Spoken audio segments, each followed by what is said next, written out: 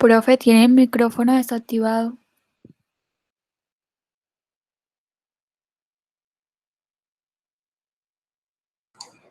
Buenos días, ¿cómo está? Listo. Ok, vamos a iniciar. Les estoy mostrando la plataforma EVA. Esta semana les dije que continuábamos con los principios del derecho del trabajo. Vamos a tocar un poquito cuáles son las organizaciones, en este caso, que se encargan de defender esos derechos como tal del trabajo a nivel nacional, a nivel global.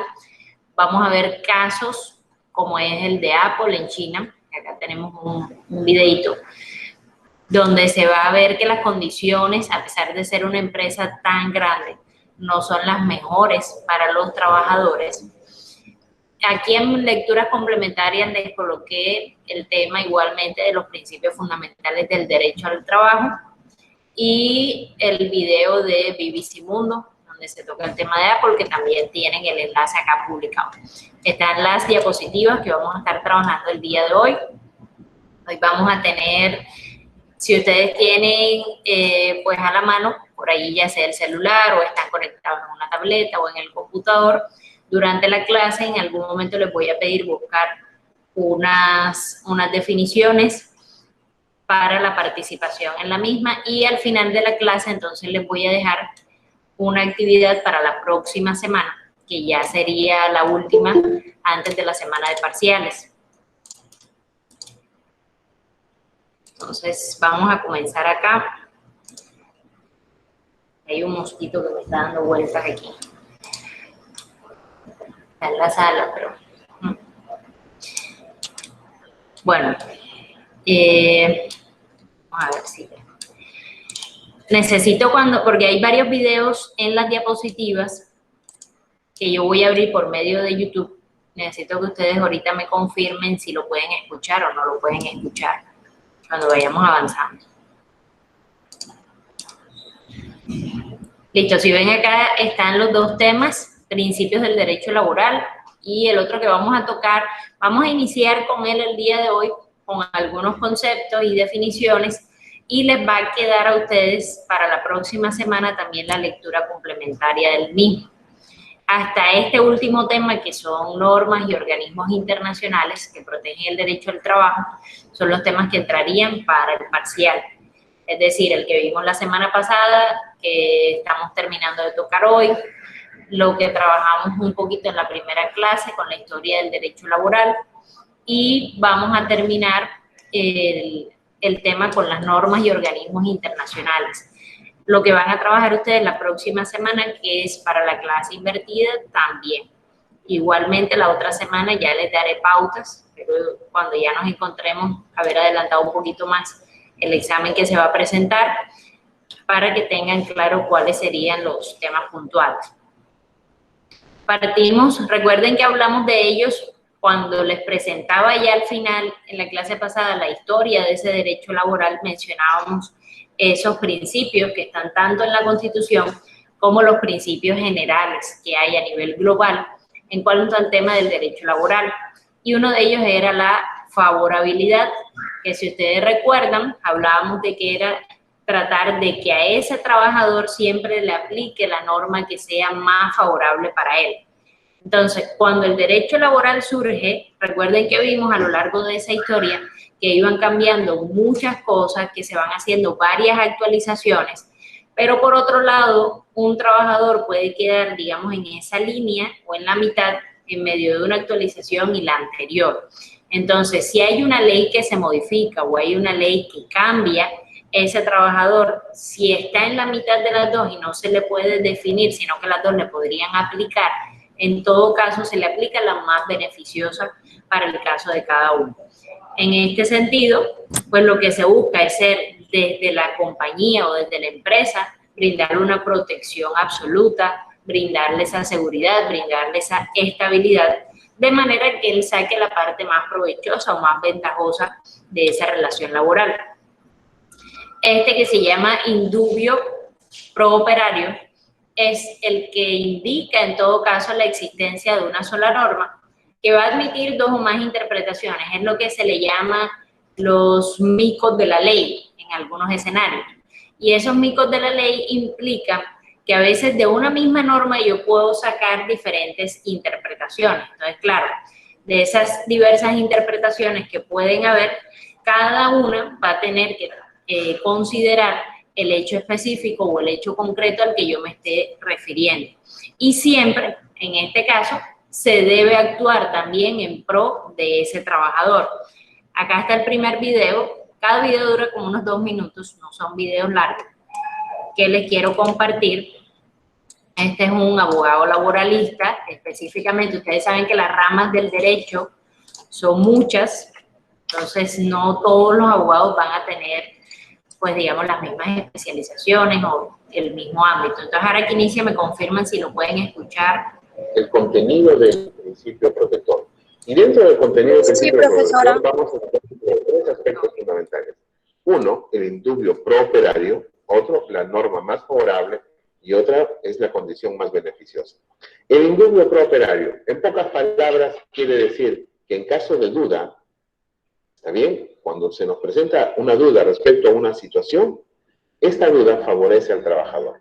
Por ejemplo, estamos en una circunstancia, yo recuerdo claramente, un caso donde lo único que teníamos era una hoja de un registro de ingresos, nada más, de un trabajador, y muchas fotografías que se habían tomado. Ahora que es tan común utilizar estos celulares para tomarse fotografías, resultó importante porque se veía a la persona moviendo unas jaulas donde estaban los pollos, o entrando a unos graneros, o entrando a unos galpones, se veían.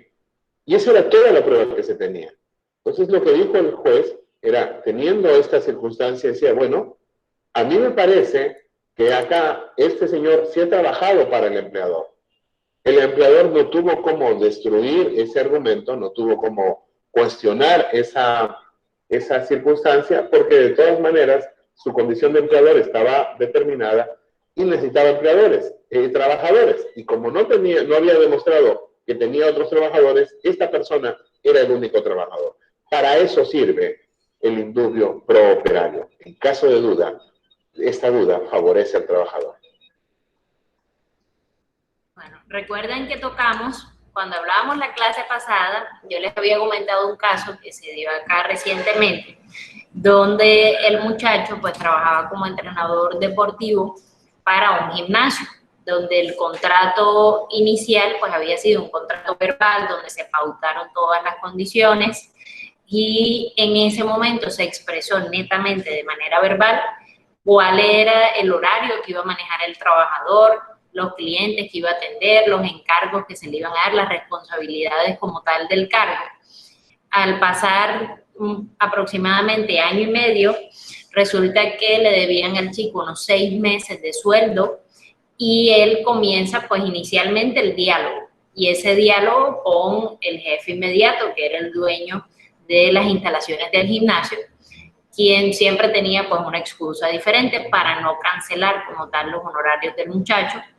Y finalmente el chico interpone, en este caso, una tutela, va hacia el Ministerio del Trabajo, explicaciones. El jefe que él tenía en ese momento lo que trata es de decir que era un contrato netamente por prestación de servicio, que ya veremos cuando veamos los tipos de contratos que tienen unas características totalmente diferentes. De entrada, pues en una prestación de servicios, o la otra versión que también se maneja por ahí, que es la hora labor, pues no hay esa, digamos, la labor como tal no había terminado. Es decir, la labor no termina, no es un despido con justa causa. Por otro lado, se demostró que había un cumplimiento de horarios específicos.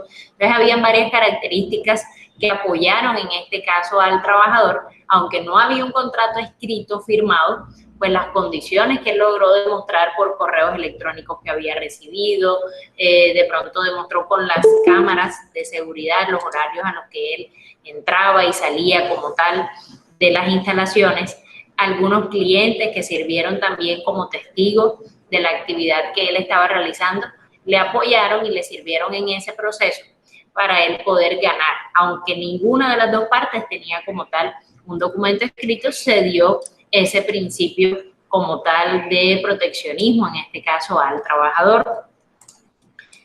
Seguimos entonces por acá. Esta es la primacía de la realidad. En este principio, en materia laboral, se prefieren los datos que ofrece la realidad, va muy relacionado con lo que vimos anteriormente, el ejemplo anterior, que figuren formalmente en acuerdos o documentos. Es decir, si algo usted firmó por escrito, por ejemplo, alguna asignación, alguna responsabilidad, pero la realidad de lo que está ocurriendo en tu entorno laboral es diferente, siempre va a primar la realidad sobre cualquier papel escrito que usted tenga en este caso, incluso tanto para bien como para mal. Es decir, un trabajador se puede ver beneficiado en el sentido de que a lo mejor en mi contrato laboral, en el manual de funciones y responsabilidades salían, no sé, 30 funciones diarias. Y en esas 30 funciones decía que yo tenía que hacer una cantidad de informes, archivos, supervisar cosas, etcétera, y que adicionalmente iba a tener entonces una jornada laboral de 8 horas diarias, donde tenía 15 minutos de descanso, etcétera. Pero resulta que mi jefe, de pronto cuando ya yo termino todo mi trabajo o lo que sea necesario en el día, porque a lo mejor todos los días no van a requerir que hagas esas 30 funciones que están estipuladas, porque no se renuevan diariamente. Entonces mi jefe dice, bueno, listo, cuando hayas terminado ya te puedes ir, aunque hayan pasado 5 horas del turno laboral. En ese caso está primando esa realidad sobre el contrato que se firmó. Por supuesto, con una previa autorización, en este caso del jefe. Y eso igual te va a servir en algún momento también como una prueba legal que tu trabajo tienes toda la evidencia de que se estaba realizando, pero recibiste un beneficio por el tiempo que eso haya durado, que es de pronto una jornada laboral mucho más corta, menos actividades que tuviste que realizar en el día. En algunos escenarios, lamentablemente no todos, las empresas trabajan por objetivos, más que por las tareas que están asignadas diariamente. Yo perfectamente, si manejo, por ejemplo, un grupo de vendedores, les puedo decir, bueno, yo necesito que hoy, digamos, no sé, que vendo SIM cards. Entonces vendo SIM card de Movistar y les digo, bueno, necesito que hoy se vendan 1000 SIM cards. Y ese grupo de vendedores responde apropiadamente a esa solicitud o a esa demanda que yo les hago como jefe, y resulta que en 3 horas hicieron tan buen trabajo que me vendieron las SIM cards. Hay empresas que ya habiendo conseguido el objetivo, pues le dan la libertad al trabajador de que ya pueda retirarse, ir a la casa, etcétera, mientras que hay otras que no, que al contrario, en lugar de trabajar por ese objetivo que puede llegar a motivar al trabajador mucho, lo que hacen es trabajar por horas como tal completas en su puesto. Incluso pudiendo el trabajador adelantar otras gestiones por fuera de la organización que también apoyen a esa organización, como hacer publicidad, buscar nuevos contratos, etcétera, prefieren que simplemente se quede dentro de la institución o dentro de las instalaciones, porque de esa manera se le puede hacer mayor seguimiento y se asocia erróneamente que la persona, porque está sentada en su puesto de trabajo, está trabajando. Y ese es un concepto que se da mucho acá en Colombia y se relaciona a eso. Entonces dicen, bueno, son de pronto diferentes horas administrativas, horas sustantivas, dependiendo cómo se le llame en cada una de las instituciones, pero si no está la persona sentada en su puesto de trabajo, se cree que no está haciendo nada, cuando en realidad puede variar. De hecho, la pandemia nos ha demostrado mucho de eso, que en muchos casos, si alguno de ustedes estaba trabajando y le tocó trabajar desde la casa, veíamos que esas horas o esa jornada laboral, incluso desde casa, se hacía muchísimo más extensa que lo que podía o puede durar una jornada laboral acá desde la institución. Entonces, por lo menos en el caso nuestro, a veces, no sé, nos conectábamos a las 7 de la mañana y eran las 7, 8 de la noche y todavía no estábamos sentados trabajando. Entonces decía, bueno, pero en realidad, ¿por qué ocurre esto? Claro, al todo tener que estar digitalizado hay mucha mayor cantidad de información que debes diligenciar, que debes evidenciar, y eso te quita mucho tiempo. En cambio, cuando estás sentado de pronto aquí, ya tu jefe te está viendo, sabe, bueno, mira, allí está Gretel, está ahí sentada, está trabajando, ya no me tiene de pronto, Gretel, que evidenciar tanto, sino ya yo sé que vino, que ahí está, que no se ha ido, y cuando yo necesite algún reporte en la fecha que lo necesite, pues ella me lo va a enviar. Muchos trabajos funcionaron de esa manera. Y ahora, pues que ya estamos volviendo como tal a lo que llamamos la nueva normalidad, las personas sienten que en parte están teniendo un descanso de esas jornadas tan extensas que habían anteriormente. Entonces, en ese caso, primaba también la realidad, pero en ese momento no era una realidad beneficiosa como tal para el trabajador, sino que al contrario. Pero si miran ustedes, se pueden dar ambos escenarios. Yo tenía una chica el semestre pasado que decía que su jefe era pues, una persona excelente, que cada vez que ella necesitaba, o cualquiera de sus compañeras, porque eran un grupo de muchachas que en este caso se encargaban a la parte textil, a confeccionar prendas, etcétera. Si ella en permiso de media tarde lo podían reponer otro día, independientemente de lo que estuviera como tal escrito o para la labor que ellas habían sido contratadas. Vamos a mirar este video, también es cortico.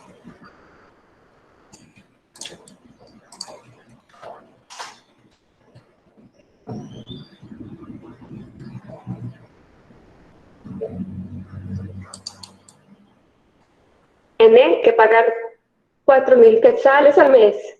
Sin embargo, todos los meses me paga únicamente 2.000 quetzales. Si no está contenta, Elena puede irse. Tiempo después, en el juzgado de trabajo, señor juez, yo tengo el contrato para probar que le pagaba 4.000 quetzales. Don Mario no dice la verdad. A mí solo me pagaban 2.000 quetzales. Tengo las boletas de depósito para comprobarlo. ¿A quién le dará la razón el juez? Bueno, ¿a quién creen ustedes que le da la razón el juez en este caso? A la muchacha. Al trabajador. Al trabajador. Porque tiene la evidencia de lo Al trabajador. Final. Exacto. Tienes la evidencia, que eso es súper importante. Sería un caso un poquito más difícil si, por ejemplo, no sé, el dinero se lo hubieran dado en efectivo, no se hubiera generado ningún volante como tal de ingreso, porque allí cuesta más trabajo demostrar cuánto se dio. Por eso esos sistemas ya quedaron en el pasado y ahora no solamente se le exige a las diferentes organizaciones que lo depositen como tal en una cuenta bancaria preferiblemente, sino que sea cual sea el medio, tienen que generar ese volante. Incluso cuando no puedes demostrar, porque de pronto, no sé, demora 15 días en que te entreguen una copia de tu contrato o en que te entreguen un certificado laboral, se acepta que usted presente los últimos 3 volantes de pago, porque eso indica que hay una relación laboral entre la empresa a la cual estás asistiendo y tu persona. Entonces, por eso es tan importante hoy en día que tengas esos volantes, incluso que los guardes, por lo menos los 3 últimos que siempre se van a ir renovando y actualizando, que tengas esa constancia. Ok, seguimos. El tema de estabilidad laboral, voy a bajar. Ok, el tema de la estabilidad laboral habíamos visto que para algunos casos muy específicos es necesario garantizar esa estabilidad laboral. Entonces, no solamente como parte de un contrato tú vas a tener la estabilidad que ese contrato requiere. No es lo mismo un contrato, por ejemplo, a un término fijo, que puede ser, no sé, a 1 año, a 3 años, el tiempo que la empresa considere. Ya sabes que por ese tiempo, entre comillas, está garantizado tu trabajo. Y por otro lado, un contrato a obra-labor, pues se va a terminar cuando la labor a su vez termine. Mientras que si tienes un contrato a término indefinido, por ejemplo, hay unas garantías, que esas garantías deberían cumplirse, porque se supone que ya es un trabajador que hace parte de la planta como tal de la empresa, que es un trabajador que en caso de que la empresa necesite despedirlo por alguna razón de fuerza mayor, se le va a indemnizar. Entonces, con este principio de la estabilidad laboral, lo que se busca es garantizar ese sustento vital. Es importante que para algunos individuos de la sociedad se le pueda satisfacer y se le tenga en cuenta, por ejemplo, condiciones de discapacidad que ven aquí. Las empresas que hoy en día hacen esos procesos de inclusión le deben garantizar a esa persona. De hecho, el Estado ya se ha pronunciado a favor de esta condición de discapacidad, que las empresas necesitan hacer inclusión. Y en algún momento el número de empresas que deban hacer inclusión va a ser mucho mayor, como se trabaja con la ley del primer empleo y los chicos que están saliendo a trabajar, como se trabaja con la cuota cena, que también hace parte del Estado. Entonces vamos a ver a muchas más personas con condición de discapacidad haciendo parte de las nóminas de las empresas. El otro caso eran las mujeres en estado de embarazo o los hombres cuyas parejas les den, que esa ley es bastante reciente. Hace unos 2 años más o menos que la ley ya salió y ya no solamente cobija de pronto a la mujer que está embarazada, porque anteriormente solo cobijaba a la trabajadora embarazada. Ahora de pronto ella es madre cabeza de hogar, es una mujer que simplemente está en su casa o tiene tal vez un negocio independiente.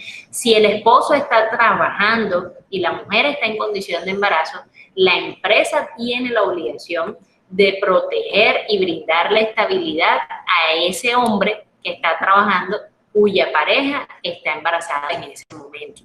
Por otro lado, el tema de las limitaciones físicas o psicológicas que le impiden realizar un trabajo, incluso si una incapacidad es temporal o es permanente, pues allí la empresa tiene que entrar a estudiar.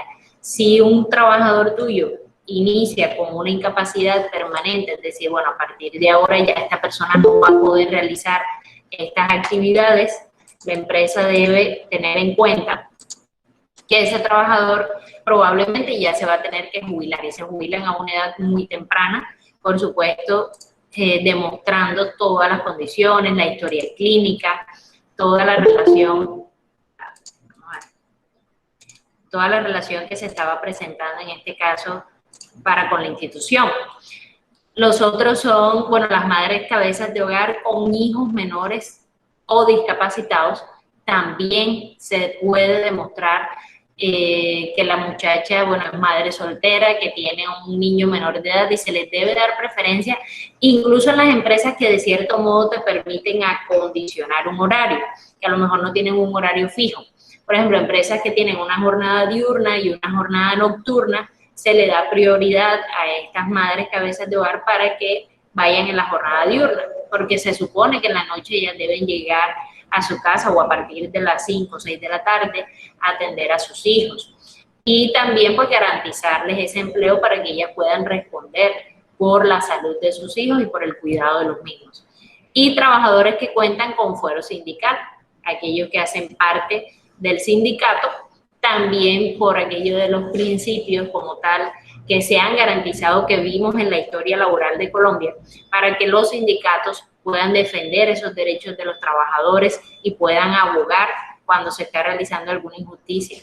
No sé si ustedes han tenido la oportunidad de ver, yo lo he visto mucho en los bancos, por ejemplo lo vi en el banco BBVA, en Bancolombia también hace un tiempo, que habían unos letreros y unas pancartas dentro del banco que habían sido elaboradas por precisamente el sindicato, exigiendo mejores condiciones, incluso quejándose de algunos despidos que se habían realizado que no habían sido con justa causa, porque en los bancos en algunas ocasiones se puede llegar a ver alta rotación por temas de seguridad.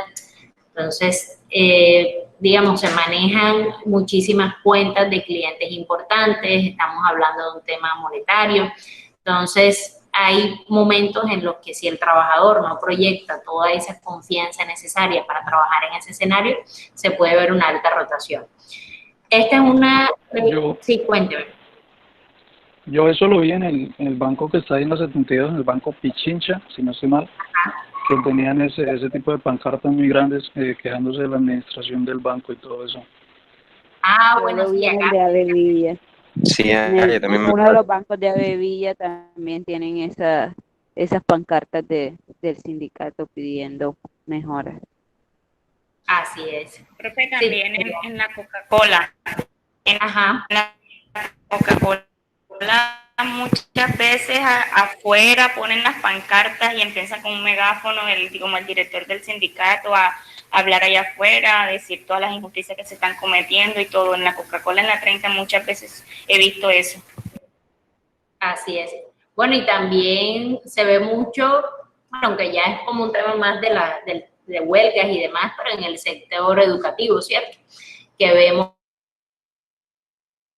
que también se hacen mudas cuando se hacen los paros de maestros y salen a las calles a pedir pues mejores condiciones tanto para ellos como para el alumnado, sobre todo en el sector público. Entonces, bueno, chicos, aquí tenemos esto se sacó como parte de la ley 790 del año 2002. Profesora, pero también. ¿Sí? Ok. Profe, una cosita, normalmente vemos que esas huelgas, que esos carteles siempre son liderados o son bajo sindicatos. Ajá. Lo que es el sindicato, o sea, ¿esas empresas obligatoriamente tienen que tener sindicatos o cómo se maneja eso? Es un derecho, sí. Es un derecho que tiene el trabajador al crear el sindicato. Hace parte de la Constitución colombiana. O sea, la empresa no puede, digamos, si tú reúnes a un grupo de personas porque que en ese momento, no sé, se están violando algunos derechos y quieren que se les respete como tal ese empleo, la estabilidad, pero a su vez exigir que se cumpla la norma, tienes el derecho a crear sindicatos, a realizar huelgas, la empresa no puede negarlo porque puede ser demandada también ante el Ministerio del Trabajo. Pues sí, hace parte de la ley como tal.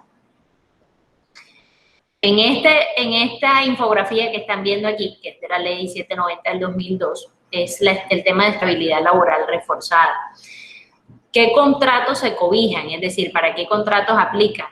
Prácticamente para todos los contratos, es lo que estábamos viendo aquí ahora. No importa si tienes un contrato a término fijo, a término indefinido, hora labor, prestación de servicios.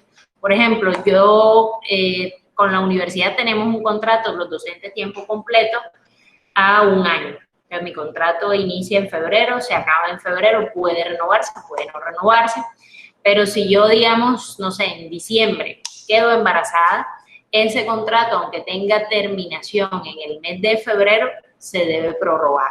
Se debe prorrogar al menos hasta que nazca el niño, pasen los primeros 6 meses de la lactancia materna, que veíamos que también es algo imprescindible. Si usted está trabajando por un contrato hora-labor y también quedó en estado de embarazo, o en el caso de los chicos, la novia quedó en estado de embarazo, se le debe respetar la continuidad de ese contrato. Pero un punto que es súper importante y que a veces lo dejamos pasar por alto, miren aquí cuando te cobija la protección. Desde que se comunica al empleador hasta 4 meses después del nacimiento, que ya se extendió a 6 meses, porque miren que este era del 2002, pero el año pasado, como tal, solamente la licencia de maternidad se amplió hasta los 4 meses y medio y continúa la lactancia materna hasta los 6 meses. Pero si usted no lo comunica y la empresa demuestra que usted nunca avisó que estaba embarazada, entonces si te despidieron en ese momento ya estando embarazada, pero sin haberlo comunicado, la empresa tiene total derecho de hacerlo porque pueden alegar que ellos no estaban informados de la condición. En algunos casos, pues si has mantenido una buena relación laboral, pueden tal vez devolverte el empleo, si no fue por una razón, bueno, de ya una falta grave como tal. Pero el requisito es comunicar al empleador. Cuando yo estaba embarazada de mi hijo, de hecho en mi empresa se enteraron porque yo pues, no había comunicado nada, y se enteraron porque yo coloqué como una foto en mi perfil de redes sociales, y la chica de talento humano, que la tenía como parte de mis amigos en redes sociales, vio la foto y me llamó inmediatamente ese lunes cuando volví a trabajar y me preguntó si estaba embarazada. Y yo le pregunté por qué. Y me dice, no, es que necesitas comunicar. Y bueno, en ese momento fue que se me dio toda la información y a partir de ahí ya quedó el comunicado formalmente realizado. Lo puedes hacer de forma verbal o lo puedes hacer de forma escrita, pero es imprescindible que... Profe, ¿sí? Al igual cuando va a nacer el niño, usted sabe, pues en caso de los hombres, tienen que comunicar a la empresa también que pues la esposa está en sesión de parto para que le den los días que les dan a ellos, como 8 días o algo así, y para que les sean remunerados, ¿verdad? Y no sean después descontados. Ellos también tienen que informar. Sí, es más, en este caso, Respecto- de la nueva ley, tienen que informar cuando la esposa o la novia esté embarazada. Una vez que ya ellos Respecto a sepan eso, para que le garanticen la estabilidad. Cuéntame. respecto a eso, hace poco salió la noticia del primer hombre en Colombia que recibió pues una licencia de maternidad por 6 meses. Un muchacho en Bogotá. Es que también puede aplicar, es más, pues, si se diera un caso, que nunca es lo que se espera, que la esposa quede con algún tipo de incapacidad posterior al parto, que la esposa muera o fallezca durante el parto, es el hombre quien tiene en este caso la responsabilidad sobre el bebé y quien va a adoptar ese rol de licencia de paternidad, pero extendida. Pues ya no sería licencia de maternidad, sino una licencia de paternidad, pero teniendo en cuenta que lo cobijaría la situación anterior. Conozco un caso también así, pues la señora, llegando ya como tal a la puerta de la clínica, sufrió de preeclampsia, le subió la presión a la muchacha y salvaron como tal al bebé, y el niño hoy tiene 2 años, pero la muchacha murió y fue el papá la persona encargada pues de prácticamente adoptar ese rol en los primeros meses de vida del niño y se le da esa licencia remunerada. Entonces sí, lo más importante es la comunicación. Y esos 8 días, que son pues esa licencia de paternidad que te dan, son los que están establecidos en caso de que no haya pues ningún problema mayor, son totalmente remunerados, pero también los tienes que pedir con tiempo. Pues si tú debes avisar, bueno, mira, la fecha está programada, no sé, para el 15 de diciembre, entonces ya el empleador se va preparando, incluso si tienes algún cargo que necesite hacer algún tipo de empalme, que necesites que otra persona te cubra para que puedas seguir desempeñando esa labor, se tiene que planificar. Igualmente sabemos que pueden haber cambios, ¿no? Tal vez estaba programado para un día y se adelantó, pero ya se debe ir haciendo con tiempo la expectativa como tal. Si eres cabeza de familia, que es el otro rol que se puede presentar en esta estabilidad laboral reforzada, se puede dar ya sea por el abandono de la pareja en el núcleo familiar o tener a cargo de hijos o personas incapaces de trabajar. Ambos escenarios aplican. Si es ya sea padre soltero o madre soltera, miren que nos hablan de la pareja, no nos están diciendo que solamente aplique, por ejemplo, para madres solteras. Cabeza de familia puede ser padre o puede ser madre, ambos están involucrados. Tengo también otro caso donde el muchacho tenía 2 niñas, la mamá de las niñas se fue y los abandonó, siendo una de ellas muy pequeñita, la otra sí tenía ya como sus 2 añitos, y él quedó de cabeza de familia con 2 niñas, criando a sus 2 niñas, tenía el muchacho como 20 años.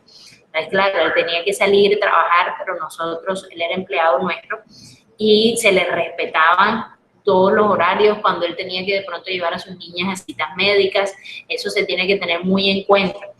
Igualmente, a lo mejor tiene una pareja, pero la pareja no puede trabajar.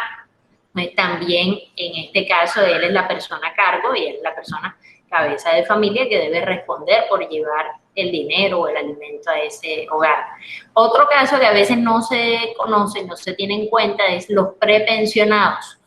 Prepensionados tanto en el sector público como en el sector privado tienen una protección que desde 3 años antes de la pensión hasta el cumplimiento, cuando ya él se pueda pensionar, no se les debe retirar de las organizaciones. Si usted tiene el papá, el abuelito, el hermanito y sufrió un despido, incluso por ahí estuvieron hablando hace poquito de este tema en el noticiero, de casos que ahora en la pandemia los despidieron y son prepensionados y se está exigiendo que se les devuelva el empleo con un retroactivo. Y está como parte de un proyecto de ley, porque el prepensionado, o sea, aquí si en Colombia tú en los últimos 3 años interrumpiste ese pago de la pensión, se puede ver bastante afectado el tema de que te paguen a tiempo o incluso podrían llegar a suspenderte como tal la pensión. Entonces, los últimos 3 años antes de tú recibir o exigir la pensión, tienes que haber cotizado. Y si no estás cotizando pensión porque te lo interrumpieron, tienes el derecho de exigir que te devuelvan, en este caso, el trabajo.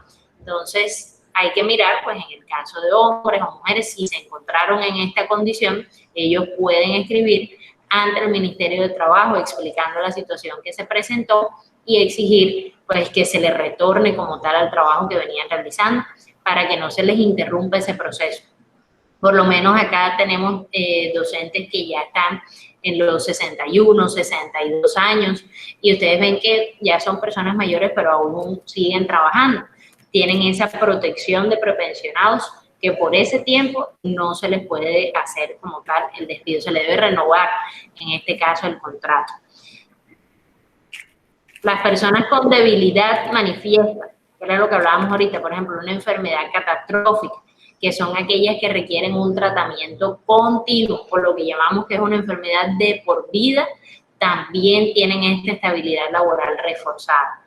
Entonces, por ejemplo, casos de, no sé, de un cáncer, la persona adquiere un cáncer o adquiere algún tipo de enfermedad inmunodeficiente estando en la organización, o enfermedades profesionales que se dan como parte del mismo trabajo que ellos están realizando, se van a ver en este caso obligados como parte de la institución a asegurar que esa persona tenga un empleo y no solamente garantizarle el empleo y la estabilidad, sino un empleo que él pueda desarrollar en las condiciones que se encuentra en ese momento.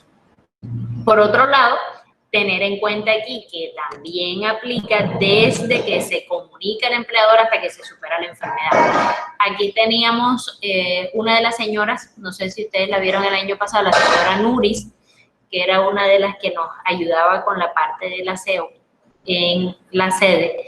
Y la señora Nuris hace unos 2 años atrás más o menos se cayó de las escaleras porque en esos momentos ustedes saben que tienen el bordecito para que el antideslizante para que no resbales, y la señora Nuris haciendo el aseo, como estaba todo mojado y ese bordecito estaba desgastado, se cayó y cayó de espaldas y toda la oreja aquí se le abrió, o sea, se derramó toda la oreja y listo, y en ese momento le cosieron, ella fue al EPS y no pasó a mayor.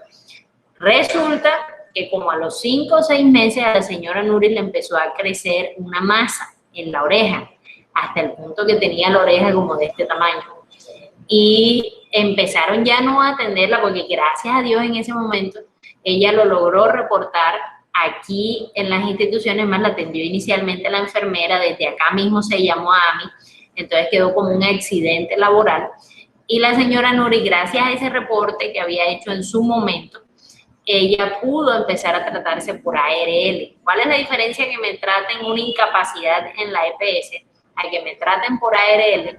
Uno, las incapacidades por EPS, si son demasiado extensas, en algún momento pues la empresa va a preferir hacerte la liquidación y decir, bueno, mira, aquí está, vamos a terminar el contrato, vamos a hacerte la liquidación y listo. Porque se pueden estudiar que de pronto la persona ya no va a ser, no necesaria, porque el puesto sigue siendo necesario, pero no va a ser competente para durante algún tiempo poder desarrollar esa labor que venía realizando. Ahora, con la EPS te pagan el 65% del día, mientras que con la ARL te están pagando el 100% del día. Si yo, pues no sé, me tropiezo, me caigo y me parto una pierna y duro 15 días o 20 días sin poder venir a la universidad o con la pierna enyesada, pues en ese caso la EPS me cubre por haber sido ocasionado dentro de las instalaciones, me cubre el 100% del valor del día. Entonces, hay una diferencia. Y por otro lado, la ARL es el riesgo laboral, es aquella que te va a proteger. Y esa protección va a implicar que la empresa no te va a poder despedir, por lo menos hasta que la enfermedad, como dice aquí, haya sido superada o el accidente como tal ya no tenga secuelas o daños permanentes que te puedan afectar. Pero si es una enfermedad que continúa avanzando o es una secuela que te ha venido quedando ya de por vida, pues entonces te deben garantizar esa estabilidad laboral. Y están las personas con fuero sindical, que fue el último que vimos, que son, por ejemplo, los fundadores, que son las personas que van a fundar como tal ese sindicato, los que inician como tal la idea, los directores del sindicato, y se van a dar también esos elementos circunstanciales que vamos a ver también ahorita, que son negociaciones colectivas.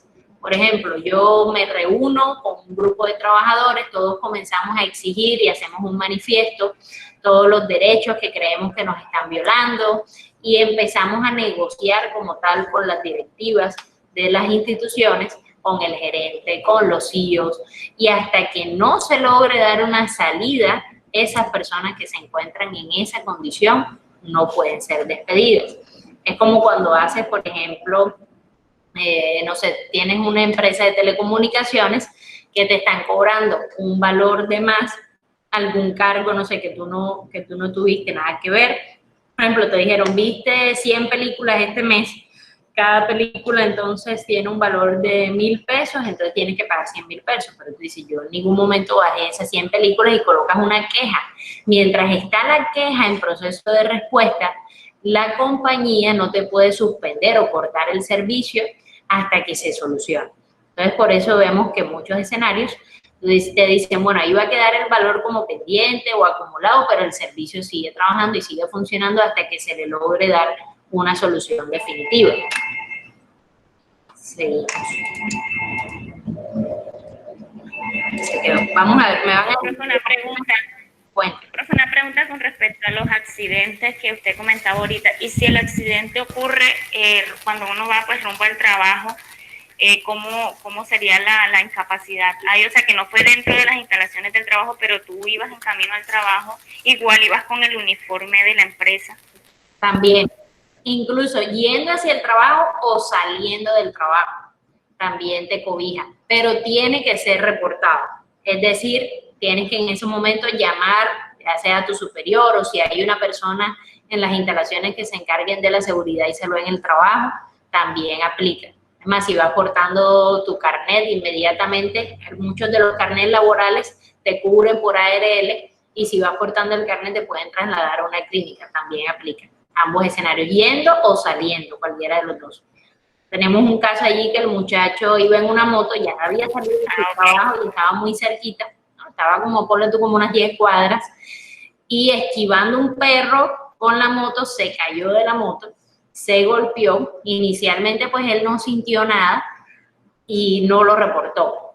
En ese caso, él, así sea algo mínimo que ustedes crean que nada, siempre repórtenlo porque no saben en qué puede terminar. Resulta que listo, los primeros 3, 4 días no sentía nada, pero al pasar una semana empezaron a salirle dolores y ya han pasado 3 años y ese muchacho tiene un dolor acá en todo lo que es la cervical, la columna, la mano, todo el lado derecho sobre el que él se apoyó cuando la moto cayó. Y sería algo que hoy estaría cubierto perfectamente por ARL, o por lo menos lo hubieran pagado. A veces te pagan por todo el tratamiento que va a requerir tu enfermedad, pues previamente consultando con ARL cuánto sería el costo del mismo. Pero sí es importante esa parte de poder uno avisar qué fue lo que sucedió. Entonces, si no avisas, si nunca lo reportas, allí tenemos en este caso las de perder, ¿no? Porque no nos queda ninguna evidencia. Entonces, en el momento que ocurre, inmediatamente hacer ese reporte o hacer ese aviso. Bueno, claro, ¿qué me pasó una vez a mí? Que yo iba para el colegio. Bueno, prácticamente me atropellaron 2 motos. Y yo me levanté así, o sea, me limpié y los de la moto me levantaron y eso. Y yo entré al colegio y bueno, normal ya. Después fue que me empezó el dolor, o sea, uno tiene que notificarse enseguida. Bueno, en este caso no estaba trabajando, sino que iba para el colegio, pero verdad, con el susto y la cosa, o sea, uno se levanta y como que no se revisa bien, pero después creen esas cosas. No, y muchas veces esos dolores no salen enseguida. Además, en ese momento la misma adrenalina que tienes en tu cuerpo, que estás alerta, que te está posiblemente diciendo, bueno, ¿qué pasó? No, todavía no eres ni siquiera tan consciente de que pudiste haber perdido la vida en ese momento, sino que salí, me levanté, me revisé, pero ya que se empieza a calmar y tu cuerpo vuelve a ese estado, digamos, de tranquilidad, de calma, empiezan a salir todos esos resultados. A veces, como la misma sangre pues tiene tanta presión en ese momento, originado por la adrenalina, no llegues a sentir como tal. Hay personas que se partieron la cabeza y no se dan cuenta hasta que ven la sangre, y en ese momento es que grita y dice, ¡ay, me partí la cabeza! Pero mientras, pues como que me asusté, me toqué, inicialmente no vi nada y después fue que empezó como tal a correr. Bueno, chicos, acá tenemos, ¿qué opinan de este cómic que sale acá, dice: Susan, realmente no sé qué haríamos sin usted, pero desde mañana lo averiguaremos. ¿Qué opinan ustedes de esto? A ver. Profesora, es una situación injusta, es un despido injusto, no le están dando una razón justificada a la empleada del por qué la van a despedir. Exactamente. Probablemente, pues la empleada no ha hecho absolutamente nada fuera de lugar como tal dentro de su puesto de trabajo. Sin embargo, le están diciendo: bueno, igual te vamos a despedir. Si eres importante, haces las cosas bien, eres excelente, pero te vamos a despedir. A ver, ¿alguien más puede sacar otra conclusión de la imagen que están viendo? Señor, cuando vi la imagen, digamos que me miré en un caso que me pasó a mí, que a mí me sacaron de un trabajo sin justa causa. O sea, todo lo hacía bien y me sacaron sin justa causa, como mintiendo. No, entras, te vamos a dar una semana de vacaciones y mientras tanto te va a suplantar una persona, y nunca entré. Y en sí no me dijeron: te vamos a despedir por esto y por esto, sino solamente porque querían que esa persona estuviera ahí. Y inicialmente era un familiar como de mi jefe inmediato. Entonces me parece un caso parecido. Imagínate, o sea, peor, porque queda siempre como con esa expectativa de bueno, ¿y qué pasó? Me dijeron que iba a volver, pero sí, también se ve mucho de esos casos, tristemente, que no queda el trabajador que tiene toda la meritocracia como tal, que es la persona que hace las cosas bien, sino aquel que tiene el contacto, que tiene, digamos, un familiar. Incluso en algunas instituciones se ha tratado de poner la ley que trata de frenar lo que se llama el nepotismo. El nepotismo es llevar a trabajar, o sea, que en una misma institución hayan 2 o 3 familiares trabajando, sobre todo ocupando cargos directivos, porque de pronto, bueno, la otra persona pues también puede empezar de abajo, ir subiendo por sus propios méritos, pero vemos que solo porque es el hijo del jefe, entonces ya llegó, y aunque no está preparado para el cargo, está ocupando un cargo importante como tal en la institución. Entonces, bueno, allí a veces ni siquiera ser excelente o ser muy bueno nos salva de eso. Por eso dicen que la mejor oportunidad que puedes tener es tener tu propio negocio o emprender, porque de ahí es donde no te deberían sacar en ningún momento. De pronto el negocio quiebra, todos los negocios pueden quebrar, pero con mucho esfuerzo tú puedes tratar de sacarlo adelante, crear nuevas sucursales, o sea, ir creciendo poquito a poco, de manera que si en algún momento de escasez pues tengas que cerrar algunos puntos, por lo menos no te quedes sin ese salario o ese mínimo vital que te va a ayudar a subsistir. Y es una tranquilidad que te da también tener tu propio negocio. O por lo menos, como dicen por ahí, que decían las personas mayores, que no es bueno tener todos los huevos en la misma canasta, ¿cierto? Y aquí tenemos mucho la cultura de tener todos los huevos en la misma canasta. A veces ni siquiera porque quieras que sea así, sino porque las condiciones se dan así. Si de por sí es difícil conseguir un empleo, para tener 2 o 3 es más complicado. Y también entra a jugar lo que es el tiempo, o sea, el tiempo que demanda tener 2 y 3 trabajos. Se ve mucho, por ejemplo, acá en el sector educativo, tenemos docentes que tienen 3 y 4 empleos en diferentes instituciones, en unos tienen 3 horas, en otros tienen 10 horas y así. Entonces tú los ves que llegas a uno corriendo y se van al otro y así están todo el día, y saliste de la casa a las 6 de la mañana y volviste a las 9 de la noche. Entonces, eso también tú dices, bueno, ¿qué calidad de vida puedo tener si estoy trabajando de lunes a sábado? El domingo muchas veces tienes que hacer planeaciones y cosas por tanto empleo que tienes y tanta demanda. Entonces hay que sopesar.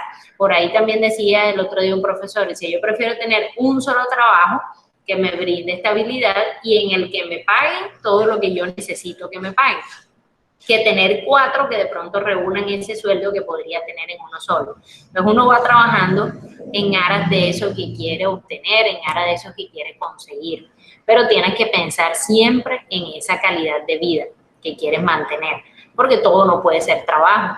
Entonces también vas a tener una familia, bueno, menos que seas una persona soltera y digas: me quiero sacrificar estos 5 o 10 años de mi vida porque quiero comprar en este tiempo una casa, un carro, y ya después entonces me voy a dedicar, porque hasta si tienes un novio o una novia te va a decir, oye, pero nunca estás aquí, no me dedicas tiempo, ¿qué es lo que pasa?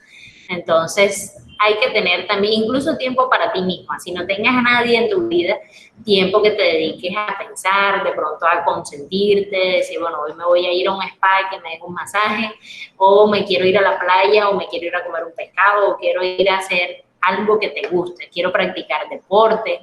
Entonces no puede ser trabajo y trabajo todo el tiempo, porque de las enfermedades que más nos van a azotar ahora en esta década van a estar las enfermedades psicológicas, no queriendo decir enfermedades psiquiátricas o que nos vamos a volver locos, pero sí muchas enfermedades como la depresión, que a veces cobran más vidas que el mismo COVID. Entonces hay que estar muy precavido con eso. Bueno, vamos a avanzar acá, el fuero sindical, bueno, lo que vimos, que es la garantía que yo les comentaba. Profe, y eso es lo que nos trae el desgaste.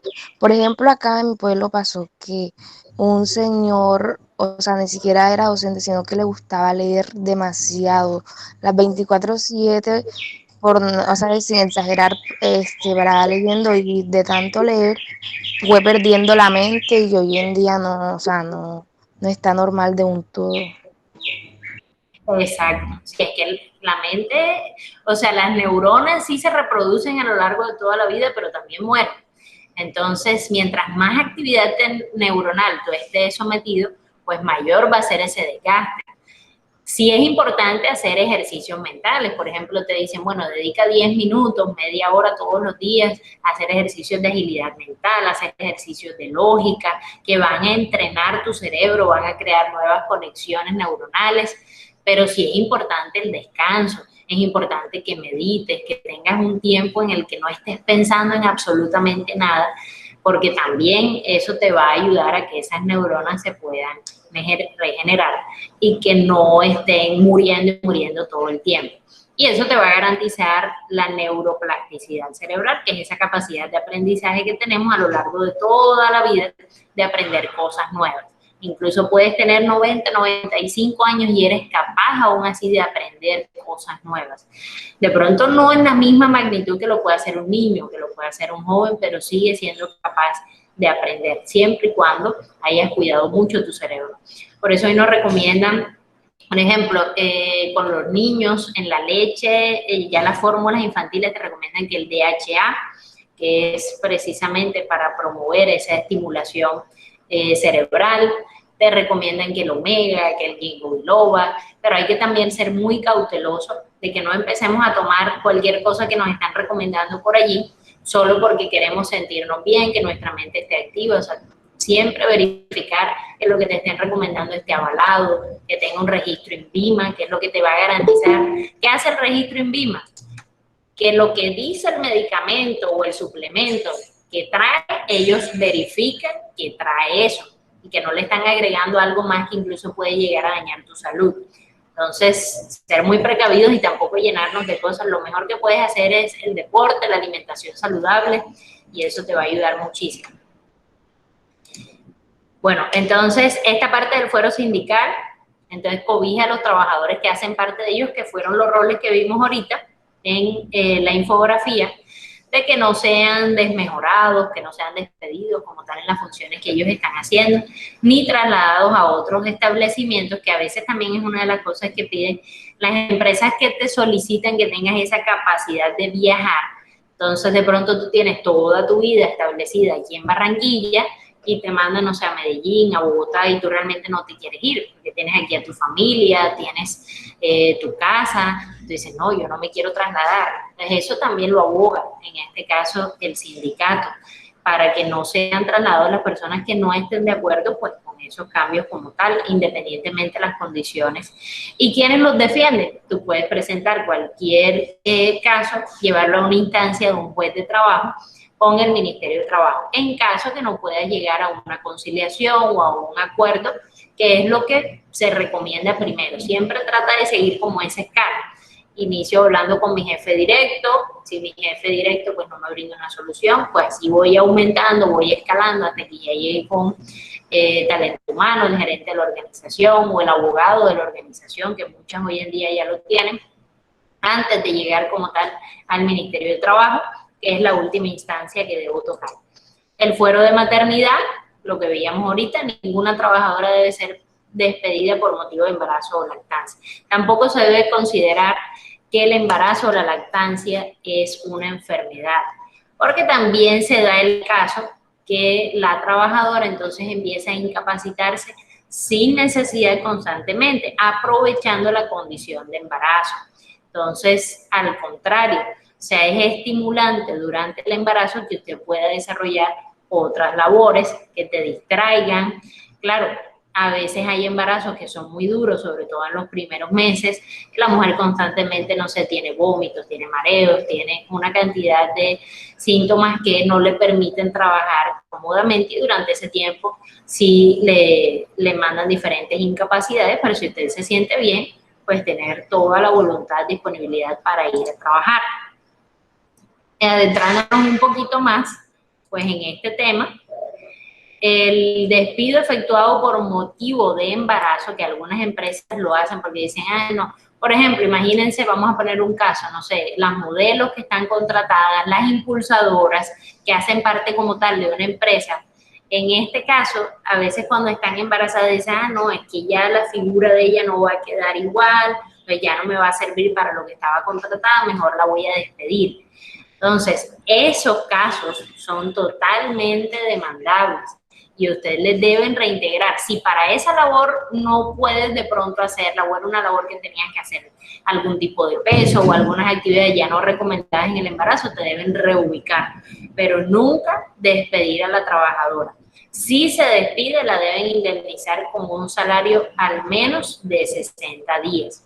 Por otro lado, tener en cuenta que aunque tenemos esta protección, si usted hace una falta grave o comete una falta grave, es un despido ya con justa causa, independientemente que estés embarazada. Por ejemplo, llegaste, cogiste, no sé, trabajas de chef, cogiste un sartén y le pegaste en la cara a un compañero, y ahí es más que justa causa para que seas despedido, porque estamos hablando de violencia, en este caso en el trabajo.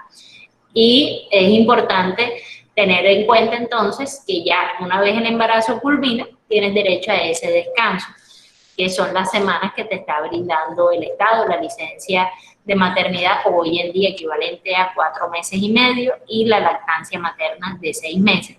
Y 8 días hábiles en el caso de la licencia de paternidad, si no se presenta alguna situación de fuerza mayor.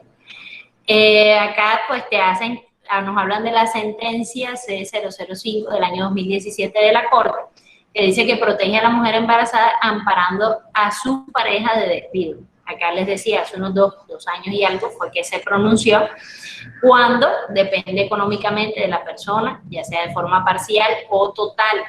Por ejemplo, incluso a lo mejor ambos trabajan, pero tú demuestras que el salario de tu pareja no alcanza para cubrir todos los gastos, entonces ahí también están protegiendo, aunque la otra persona también esté trabajando. Cuando se comparte la seguridad social, también se les protege en este caso. Aplica para parejas del mismo sexo, en este caso que estén realizando una adopción de un bebé. Prima el bienestar del neonato, siempre. Por eso es que durante esos meses se les cobija, ya sea al hombre o a la mujer, de que no sean despedidos como tal. Y es indiferente al tipo de relación que tengan los padres. A lo mejor usted es una pareja separada, quedó embarazada, pero él es la persona que te está apoyando, aunque ya no sean pareja, pues va a ser el papá o en este caso el padrastro tal vez de la criatura.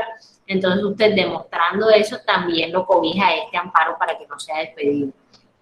El fuero circunstancial, en este caso, lo que hablábamos ahorita, si usted le hace una solicitud o un pliego de peticiones, de reclamos como tal, a lo que se llama el patrono, que en este caso es el jefe, el gerente, la empresa o el representante legal como tal de la institución, hasta que no se culmine, hasta que no se le dé respuesta a esas peticiones, no se puede despedir sin justa causa al trabajador.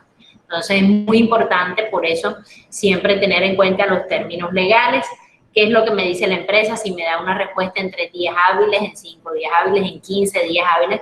Para estos casos, cuando la empresa necesita hacer ajustes o hacer los despidos, van a tratar de responder en el menor tiempo posible, pero usted siempre con base a la respuesta que te den, puedes alegar algún nuevo término legal o pasar a una mayor instancia, en este caso el conflicto que se esté presentando. Si tú inicialmente esa solicitud lo hiciste en la empresa y la respuesta que te dieron no te satisfajo, lo puedes llevar entonces a una segunda instancia que viene siendo el Ministerio del Trabajo.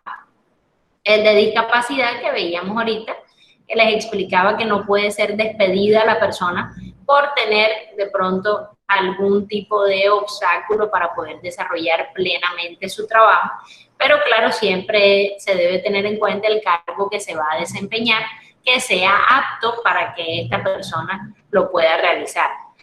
No obstante, si son despedidos o terminados por la limitación sin el cumplimiento previo de que tú logres demostrar que la persona ya no va a ser apta para el trabajo que estaba realizando, tienen derecho a una indemnización. A lo mejor la persona, lo que hablábamos, durante su trabajo sufrió de una incapacidad permanente, usted debe pasar entonces a indemnizarlo si lo necesita despedir porque ya no puede continuar realizando la labor para la cual fue contratada. Pero no se puede hacer un despido solamente por un tema de prejuicio. La condición más beneficiosa. Así yo vi en Bogotá que en muchos centros comerciales, o sea, habían trabajadores en silla de ruedas como de seguridad o de apoyo. Andaban con los teléfonos esos y bueno, bien vestidos y en silla de ruedas varios, y varios así.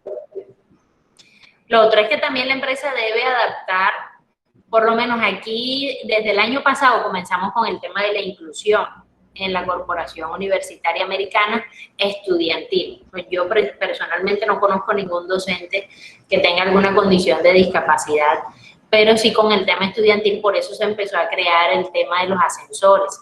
Y es algo que, como les decía, se les va a empezar a exigir a todas las instituciones que como parte de su infraestructura puedan no limitar el acceso a personas que tengan alguna discapacidad. Entonces, por ejemplo, aquí para subir a un 5º piso, tanto si teníamos, no sé, una estudiante que estaba embarazada, que ya le dificultaba más subir, o algún chico que tuviera algún problema como tal de movilidad, entonces veíamos muy complicado como tal que ellos pudieran asistir a una clase en un salón de un 5º, hasta de un 2º piso, porque es que subir una escalera igual iba a ser difícil para ellos. Entonces se empezó la inversión con el tema de los ascensores para que se puedan desplazar sin ningún problema. Aún así, hay rampas y hay cosas que todavía tienes que acondicionar. Por lo menos, no sé, en sede Cosmo llegabas al 2º piso y más abajo había unas escaleritas cuando tenías que pasar a biblioteca y de todos modos la persona tenía que pasar por esas escaleras y no hay rampa. Entonces dice, bueno, si la persona estuviera subiendo, por ejemplo, en silla de ruedas, ¿cómo baja esas escaleras? Por lo menos como mínimo iba a necesitar ayuda si logra llegar hasta allí. Entonces hay que adaptarse en infraestructura para no cerrarles las puertas a quienes lo estén necesitando. Lo mismo los centros comerciales, muchos no tenían, como dice el compañero acá, las características o las condiciones para este tipo de población.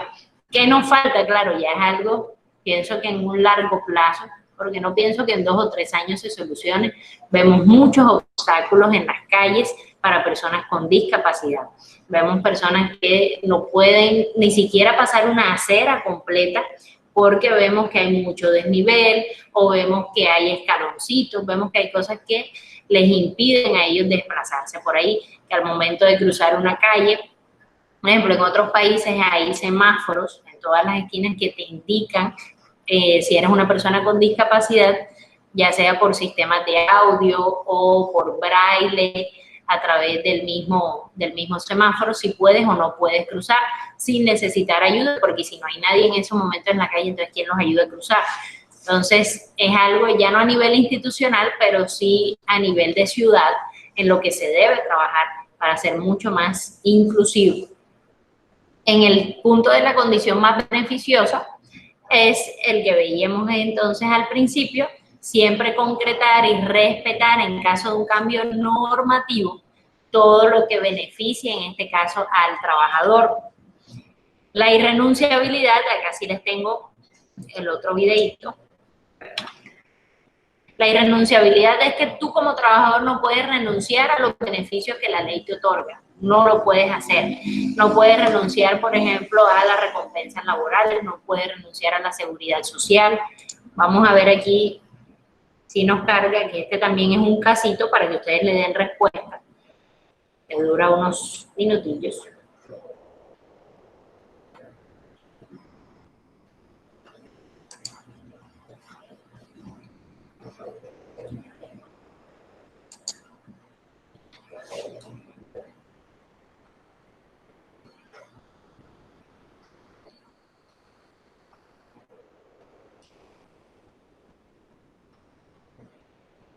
Como lento en internet.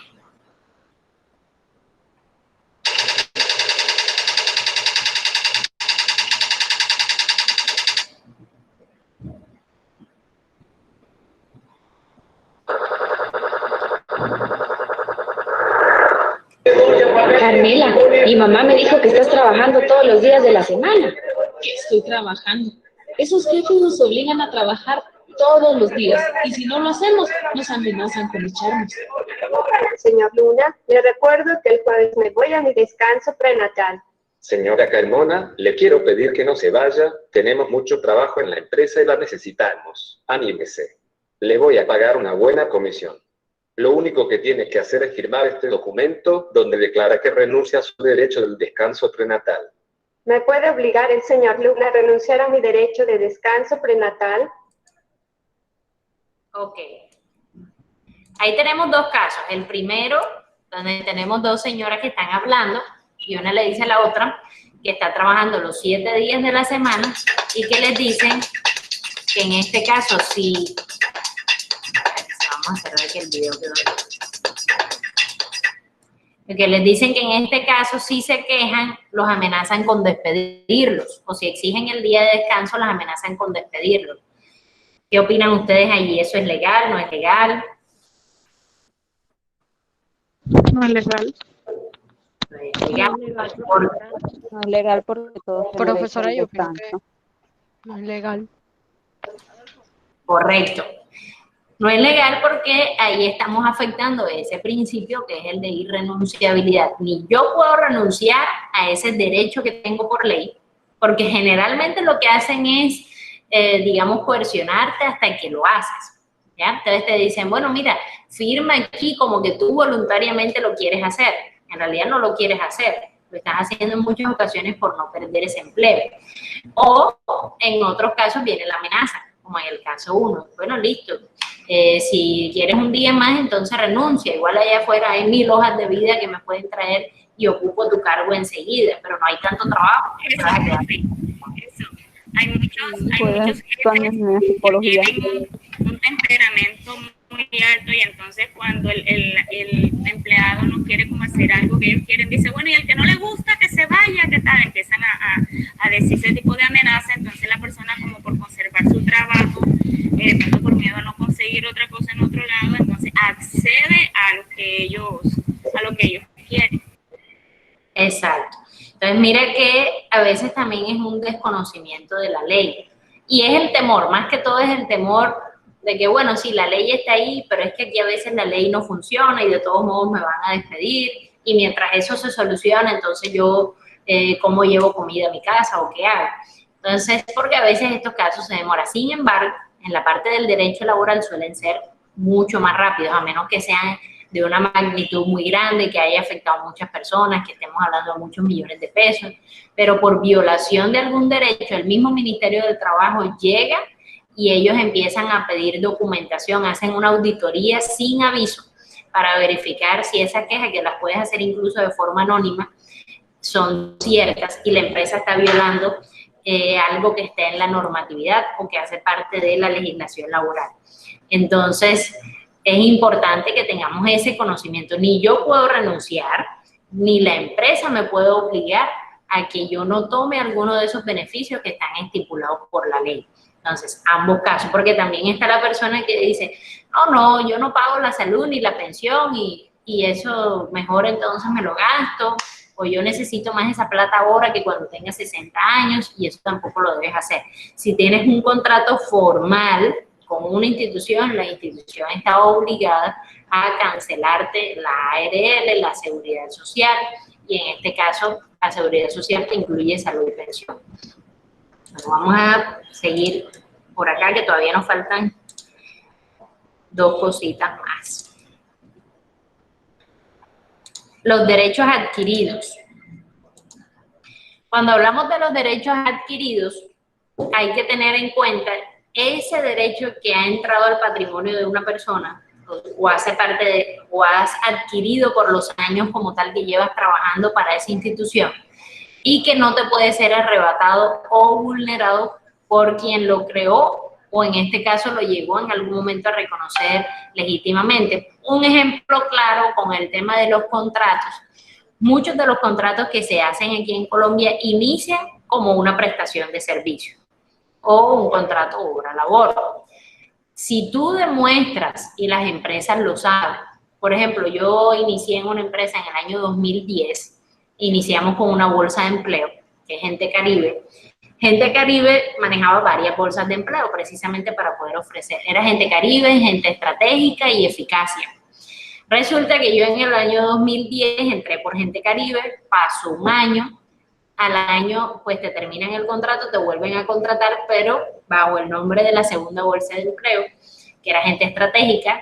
Cuando se me acabó también ese año de contrato, pues nuevamente terminan el contrato y te contratan en este caso con Eficacia.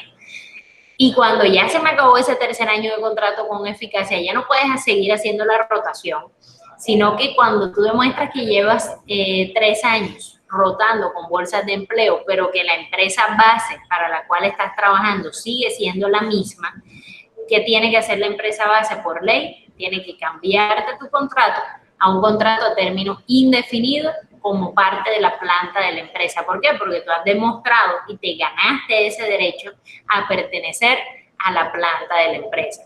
Entonces, es muy importante siempre poder demostrar nosotros ese proceso, cómo ha sido la contratación, cuánto tiempo realmente llevo trabajando para la institución. Cuando ya tú dices, no, es que llevo tantos años trabajo, ya eso no es un contrato por obra labor, ya no es un contrato a un término fijo, ya es un contrato indefinido que te da los derechos del contrato a término indefinido. Un derecho a un contrato a término indefinido es que me tienen que indemnizar si me van a despedir. Entonces, eso no estaba en mi contrato inicial, seguramente sí, pero entonces hace parte como tal, en este caso, de un derecho adquirido que es reconocido ante la ley por un ciclo que se ha venido reconociendo al pasar de una bolsa de empleo a otra, pero siempre como base la empresa cliente era la misma, que es para la cual tú estás desarrollando como tal la labor. ¿Hay alguien hablando, chicos? Es que no lo escucho bien. Sí. ¿Había algún compañero haciendo un comentario que no lo escuché? Creo que está Camilo, cuéntame, que no te voy a escuchar. Sí, pero creo que tienes como que el audio abierto. Ah. Sí, señora. Disculpe. Ah, ok, listo. Bueno, el derecho al ingreso mínimo vital. Si ustedes miran, pues cada año hay una polémica en cuanto va a quedar ese salario mínimo que te garantice esa calidad de vida que todos queremos tener.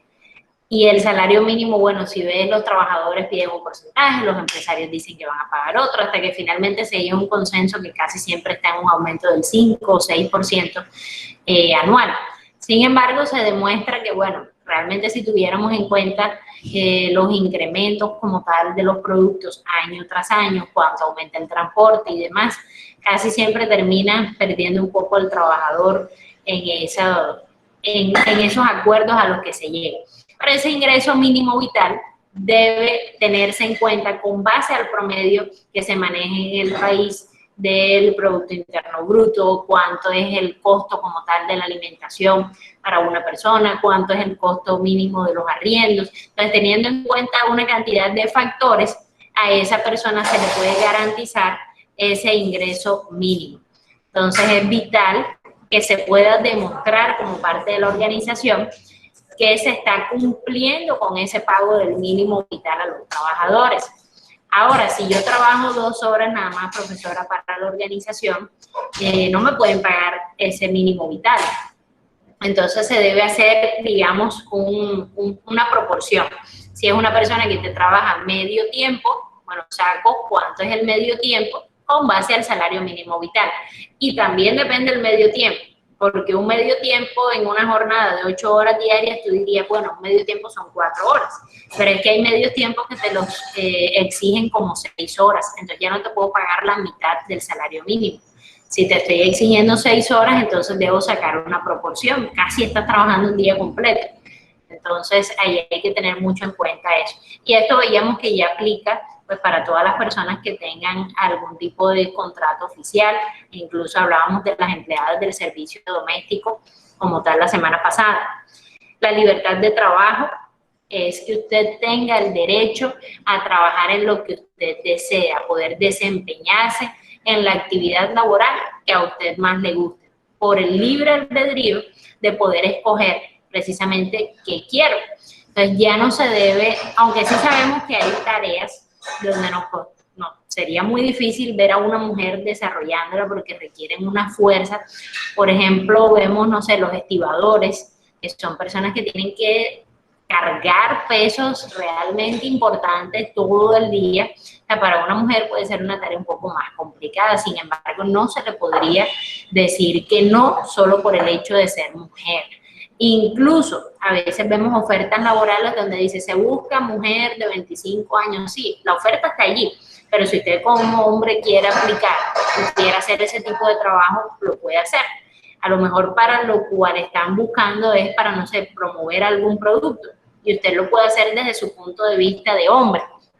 Por ejemplo, digamos que vamos a sacar, no sé, vamos a impulsar una marca femenina de cremas, no sé, cremas corporales, y están buscando mujeres que sean las que impulsen el producto en los centros comerciales, aplicándose las cremas, mostrando que su piel es más suave, etcétera, etcétera. Para eso siempre nos piden que sean chicas jóvenes, que tengan determinadas características, pero usted como hombre quiso aplicar porque no hay trabajo y necesitas el primer trabajo que aparezca. Y tú perfectamente puedes aplicar, puedes llegar y puedes hacer una propuesta. Dices, bueno, yo no voy a ser quien demuestre a lo mejor el producto, pero puedo convencer a las mujeres de que desde nuestra perspectiva de hombres, ellas se van a ver más atractivas usando este producto. Entonces te diría, bueno, ¿y por qué no entonces un hombre puede realizar esa labor?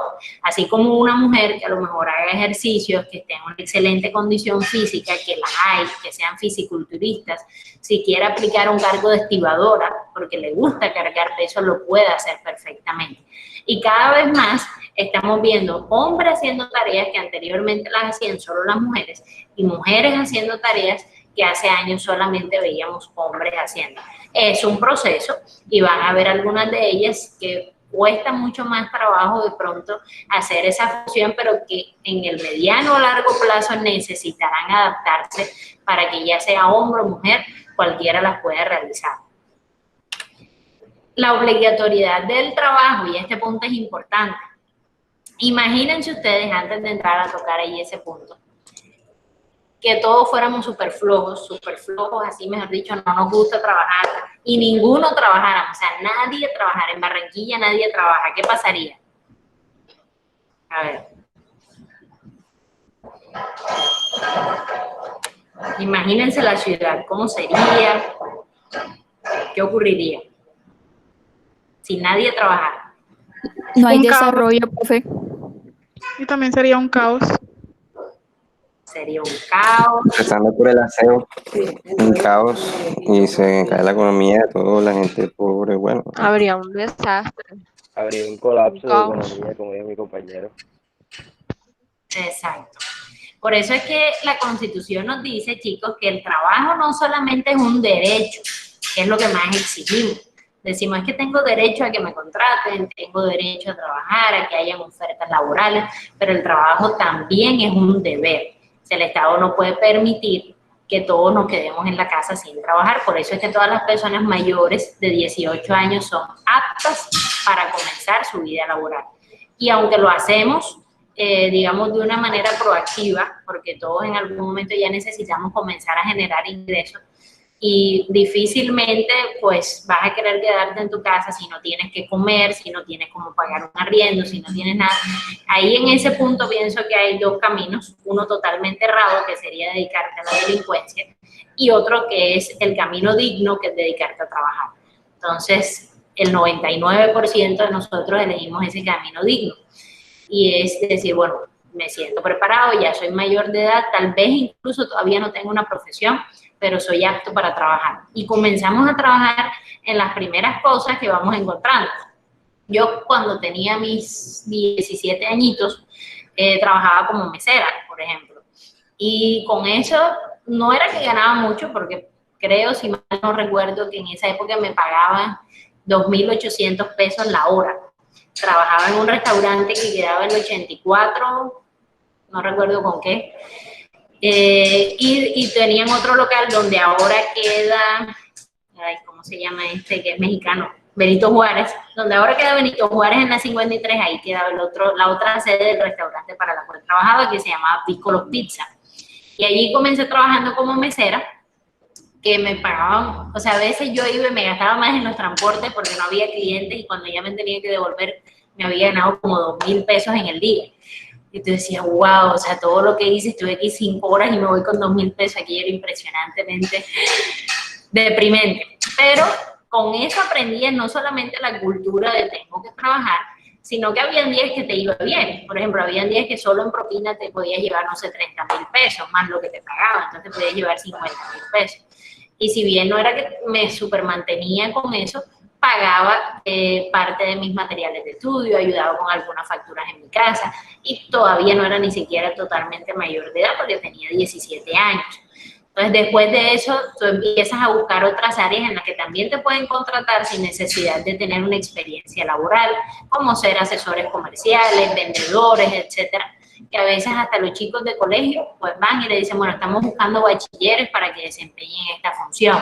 Y empezamos, en muchos casos, pues la mayoría de nosotros desde abajo, y vamos creciendo, y vamos aprendiendo precisamente el valor de muchas cosas, el valor del dinero, que a veces siendo niño, sobre todo si tus padres te han dado todo en la vida, pues no le encuentras como, digamos, todo ese valor al sudor que han tenido tus padres para ganarse las cosas, y los empiezas a valorar más, porque cuando algo que tú compraste con tu dinero, después de muchas horas de trabajo, se te daña, se te rompe, se te pierde, te lo roban, tú dices, ay no, ya entiendo lo que sintió mi mamá cuando rompí el florero, por ejemplo, que ella tanto quería o que a ella le costó, cuando manché la alfombra.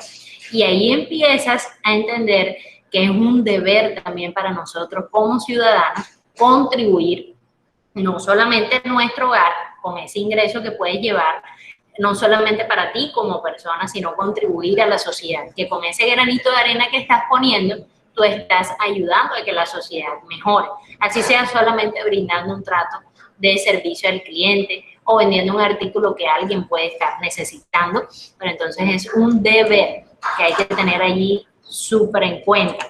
Y eso nos lo dice la legislación colombiana en la Constitución, en su artículo 25, y también aparece en el Código Sustantivo del Trabajo. Y por supuesto nos hablan de unas condiciones físicas y mentales. Debemos tener esa capacidad para nosotros poder trabajar. Está la protección del trabajo. La protección del trabajo ha venido cobrando fuerza. En la historia del derecho laboral nosotros vimos cuando se empieza a hablar de seguridad y salud en el trabajo, que anteriormente era la seguridad y salud ocupacional, pero es importante garantizarle no solamente la estabilidad al trabajador, sino unas condiciones dignas, una retribución justa por lo que él está haciendo, entonces que yo le dé todo lo que él necesita para desempeñar esa tarea. Por ejemplo, cuando nos fuimos a la pandemia, muchos de los docentes no tenían en su casa el computador, o no tenían el acceso a internet, o no tenían algunos implementos que iban a necesitar para trabajar desde la casa.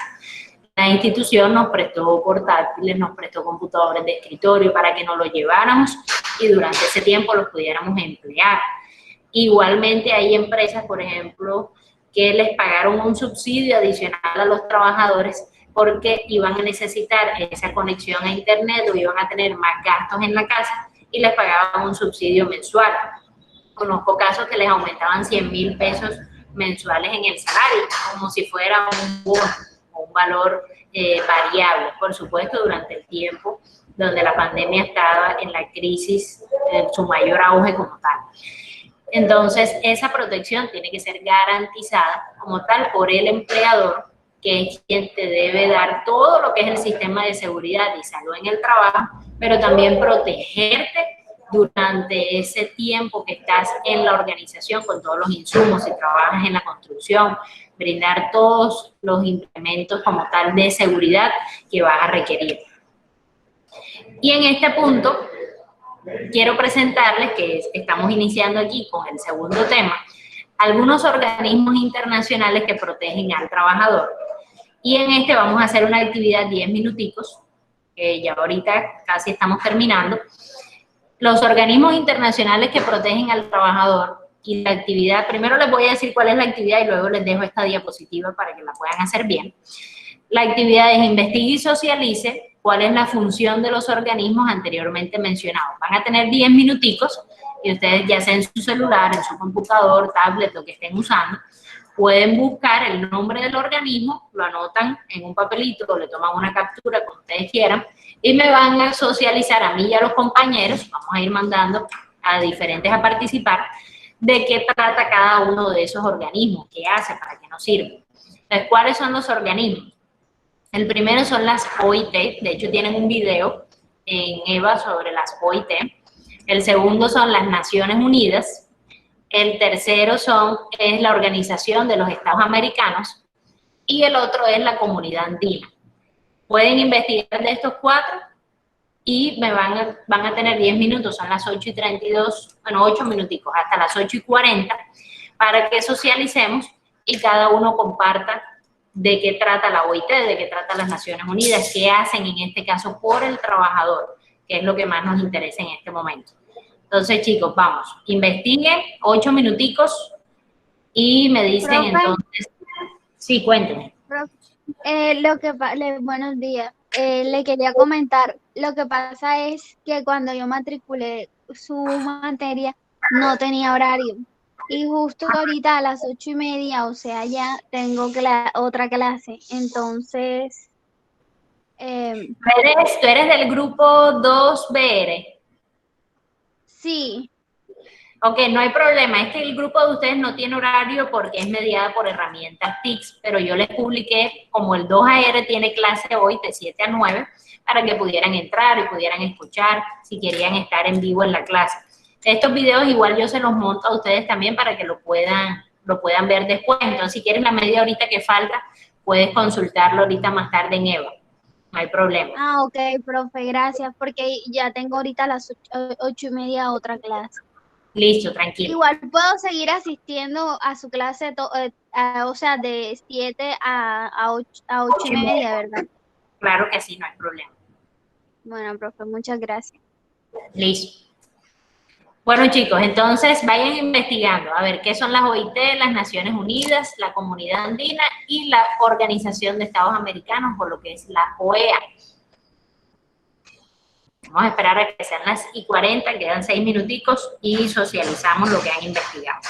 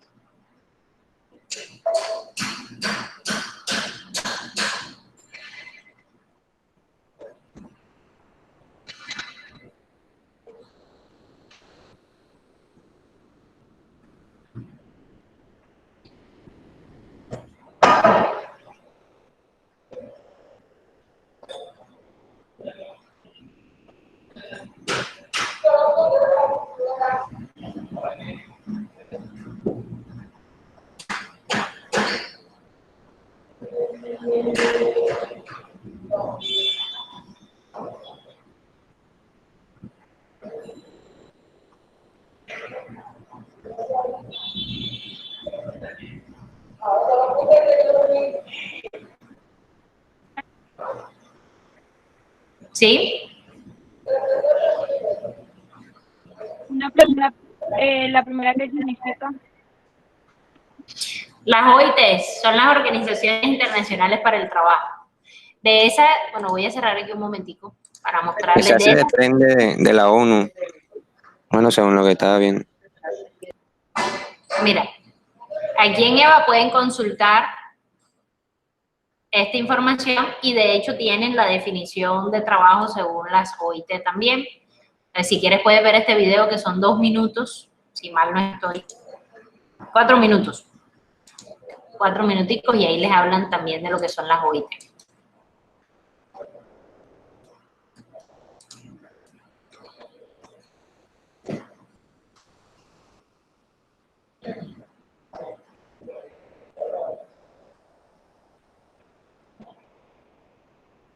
Chicos, 2 minutos y empezamos a revisar por lo que ya hayan ido investigando. Y después les tengo que dejar una actividad.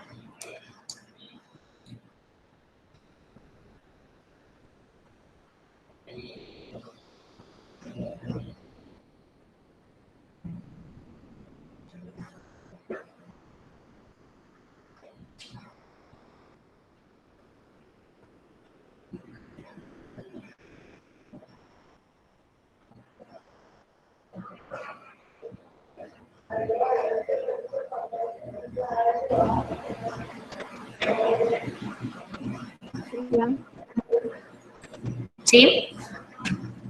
¿Ya terminaste? Ya yo investigué lo mío. Ok, ya te doy la palabra entonces. Igual yo, profesora, también. Vamos Yo también, váyanme profesora. para que vayan participando, porque ahora no veo quién me está hablando. A ver, ¿quién va a participar primero? La niña que me dijo que ya.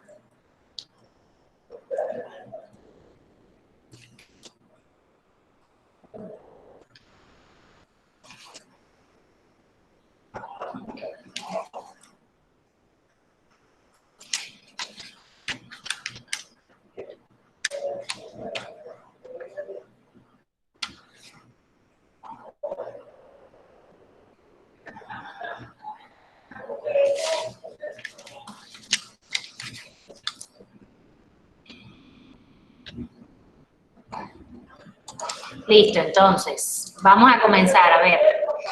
Vamos a empezar con la OIT, que ya saben que es la Organización Internacional para el Trabajo.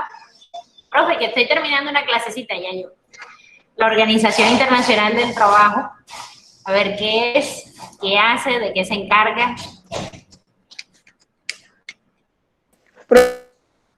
No todos al mismo Profesora, tiempo. yo. Bueno, profe, yo le había dicho.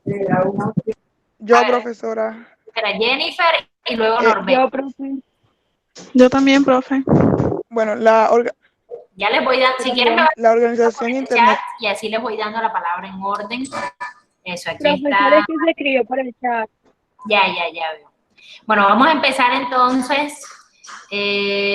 Jennifer, que ya le había dado la palabra y luego seguimos entonces acá en el orden del chat. A ver, Jennifer, cuéntame.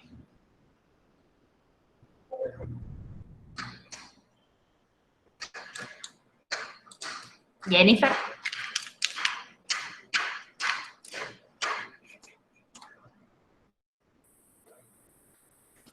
Bueno, Jennifer, no sé si se le fue el audio. Vamos a pasar entonces con Nicole. Nicole, háblame de las OIT.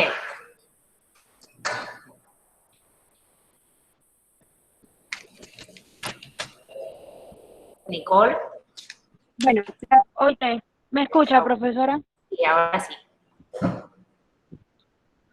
La OIT es la sigla correspondiente a Organización Internacional del Trabajo, una entidad que funciona bajo la órbita de la Organización de las Naciones Unidas, ONU.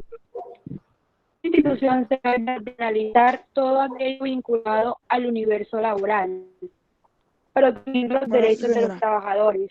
La Organización Internacional del Trabajo es la agencia especializada de la ONU que se encarga de las cuestiones relacionadas con el trabajo en el mundo. Jennifer, espera que ya Nicole, como tu audio no funcionaba, ya Nicole estaba dando la información. Ahora te paso a ti. Deja que Nicole termine. A ver, Nicole, continúa. Ok, profesora. La OIT tuvo lugar en 1910 con sede en la ciudad suiza de Ginebra. La organización es dirigida por una junta que cuenta con representantes de los sindicatos, de los gobiernos nacionales y de las empresas. La autoridad máxima de la OIT es su director general, que es elegido por un consejo de administración que tiene tres reuniones anuales. Una vez al año, por otra, se realiza la Conferencia Internacional del Trabajo, considerado como el órgano más importante del. Ok, perfecto. Gracias, Nicole. Chicos, en este punto, porque estoy viendo que el tiempo si no, no me va a alcanzar, voy a mandar, sé que hay varios pidiéndome la palabra, pero voy a mandar a uno por cada organización para que alcancemos a terminar, porque le debo dar la indicación de la actividad de la otra semana. Entonces, tranquilos. Yo aquí ya veo que todos querían participar. Entonces, ahora sí, Jennifer, vamos a hablar de las Naciones Unidas. No sé si Jennifer está ahí, si no, ok, Jennifer parece que tiene problemas con la conexión. Bueno, vamos a pasar entonces con Angie. Angie, que escribió acá en el chat. Angie, Naciones Unidas. Profe, listo. La función de las Naciones Unidas consiste en realizar la cooperación internacional en la solución de los problemas internacionales, ya sean de carácter económico, social, cultural o humanitario. También en el desarrollo y en el estímulo del respeto a los derechos humanos y a las libertades fundamentales de todos, sin hacer distinción por motivos de raza, sexo, idioma o religión. Ok. Sí, profe. En este caso, como nos están hablando de derechos humanos, es ahí donde como trabajadores nosotros tenemos precisamente esa potestad y donde nosotros podemos exigir todo lo que por ley nos debe cobijar y nos debe corresponder. Entonces, vamos a pasar con la comunidad andina. Quien seguía acá en el chat era Kelly. Kelly, ¿estás ahí? Sí, profe. Bueno, Kelly, háblanos de la comunidad andina. La comunidad andina es un mecanismo de integración subregional creado mediante un acuerdo de Cartagena el 26 de mayo del 69 con el propósito de mejorar el nivel de vida y desarrollo equilibrado de los habitantes de los países miembros mediante la integración y la cooperación económica y social. Tenemos que los países que están integrados ahí son Bolivia, Colombia, Ecuador, Perú, entre otros que también están, digamos que que están como visualizando las cosas que están sucediendo, a ver si se integran igualmente en esta comunidad. Exacto, y esa comunidad, los beneficios que trae son de cooperación. Precisamente cuando nosotros cooperamos entre países se genera más empleo. Al generar empleo también debemos preocuparnos por garantizar esas condiciones laborales que vamos a dar independientemente que sean en un marco internacional. Entonces, bueno, y seguimos, terminamos acá con Inglesa. Inglesa, háblanos de la OEA.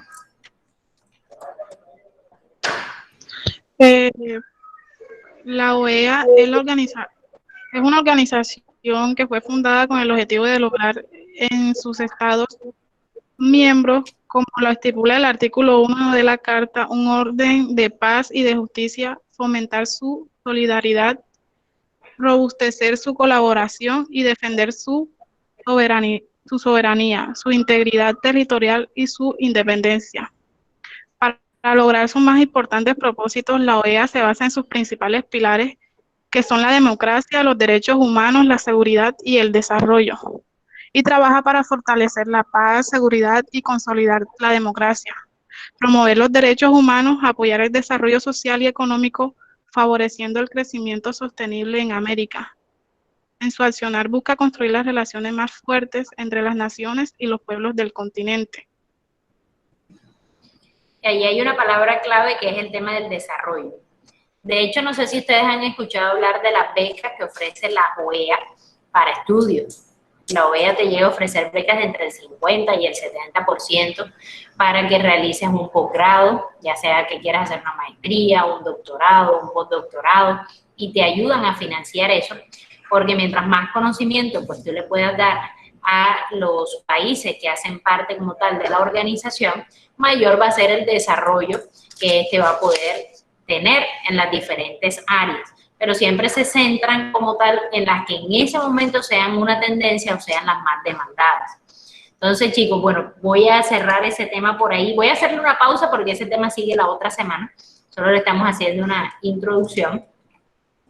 Otro de los principios es la igualdad de derecho, que veíamos también un poquito la semana pasada, que todos, independientemente sea hombre, mujer, la edad que tenga, son libres y son iguales ante la ley.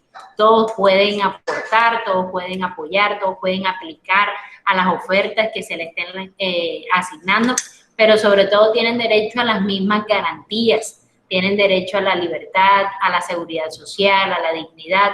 No se puede discriminar en una empresa. Yo no puedo darles a unos seguridad social y a otros no. O sea, tengo que velar porque todos estén recibiendo el mínimo vital, que no es solamente veíamos el salario, sino las condiciones con las que esas personas necesitan avanzar.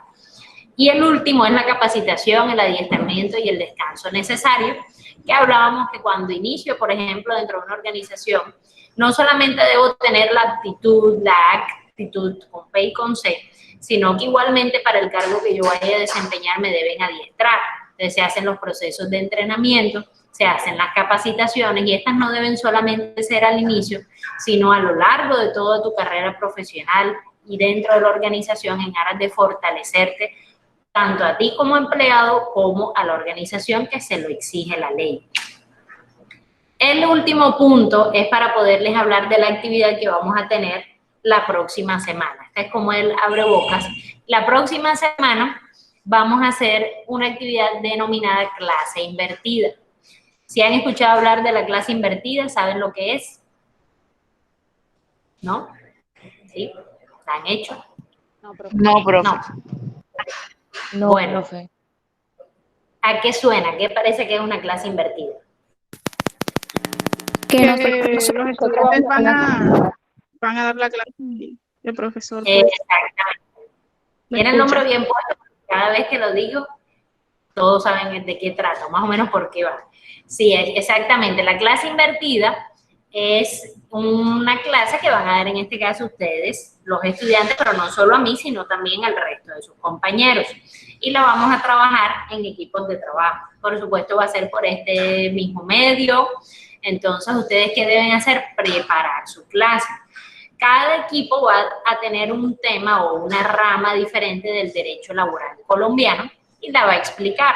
Entonces, brevemente, tampoco es una exposición. Es decir, la clase invertida no se les va a evaluar con la rigurosidad de una exposición, yo no les voy a hacer preguntas, más que todo si sus compañeros tienen alguna duda en el tema que ustedes están explicando, pueden preguntarles como ustedes le preguntarían a cualquier profesor. Pero la idea es que ustedes muestren material audiovisual de apoyo y puedan explicar el tema que están investigando. yo diría que por cada grupo tal vez, no sé, unos 10 minutos. Entonces, ¿cuáles son las ramas del derecho laboral que se van a repartir por grupos de trabajo? Está el derecho individual de trabajo, el derecho colectivo de trabajo, el derecho laboral administrativo, derecho de la seguridad social, derecho laboral internacional, derecho procesal laboral, derecho cooperativo y sociedades mutuales. Entonces, ¿qué necesito? Aquí, si ustedes ven, hay 7 temas. Los temas yo los voy a asignar, ¿ya? Para que sea, digamos, más equitativo. Pero ¿qué necesito? El líder de cada uno de los grupos, que a través de la monitora me pasen los nombres. Ya, profe, mire, estos son los 7 líderes y junto con el nombre del líder, quiénes son los integrantes. Y yo a cada líder le voy a entregar un tema. Eso le estaría haciendo hoy mismo si hoy me pasan la información. Entonces, el tema que les tocó, aquí tienen, digamos, como una breve explicación para que sepan de qué trata. Por ejemplo, derecho individual del trabajo, cuando una persona física, que en este caso es el trabajador, presta sus servicios a otra persona que es el empleador. Puede ser una persona natural o puede ser una empresa, que son las personas jurídicas. Y este está obligado a pagarle por los servicios prestados una remuneración. En otras palabras, el derecho laboral individual es el que regula la relación entre el trabajador y el empleador. Entonces, yo voy a investigar, como a mí me tocó este tema, digo, bueno, yo tengo el derecho individual del trabajo, describo cuál es el concepto, de qué trata, qué parte de la ley es la que lo regula, qué hace, de pronto en qué instituciones ese derecho individual del trabajo se puede cobijar, cuáles son las características, toda la información más relevante que yo considere que tiene el tema es la que voy a buscar.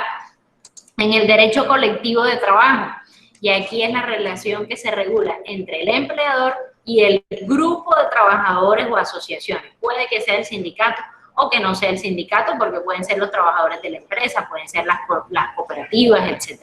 Entonces voy a indagar sobre el derecho colectivo. Si me toca el derecho a la seguridad social, tengo que mirar qué me exige la ley a mí como empleador, en este caso, que debo tener en cuenta para mis empleados, qué beneficios, cuáles son los riesgos que debo cubrir. En este caso, pues puedo relacionarlo, aquí les coloco los aspectos principales, que es el Sistema General de Pensiones, el de Seguridad Social en Salud y el Sistema General de Riesgos Laborales. Y puedo hablar un poquito de cada uno de ellos. Profe. ¿Sí? Una pregunta, ¿los grupos son de cuántos? Máximo de 5 personas. Máximo. Perfecto. Bueno, muchas gracias. Listo. El derecho procesal laboral. Aquí es como regula en este caso la justicia cuando hay un conflicto que surge teniendo en cuenta la prestación laboral. Incluso aquí se pueden trabajar ustedes temas, no sé, de acoso laboral, temas que les resulten interesantes, que se pueden dar dentro del ambiente de trabajo. En su exposición pueden presentar un caso, no hay ningún problema. Si les es más fácil explicarlo a través de un ejemplo, pueden traer un caso a la clase y decir, bueno, hoy vamos a explicar el derecho procesal laboral a través de este caso que ocurrió y cómo actúa la ley o cuáles fueron los pasos que se debieron seguir. El derecho laboral administrativo, aquí regula las relaciones del Estado como empleado de sus servidores. Entonces tengo que mirar qué deberes tiene el Estado para con sus servidores y cómo funciona esta relación que es bastante diferente y distante de todas las demás.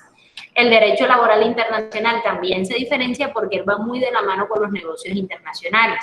Entonces, ya aquí él debe tener en cuenta las regulaciones entre las diferentes fronteras o los acuerdos que pueden haber entre ellas.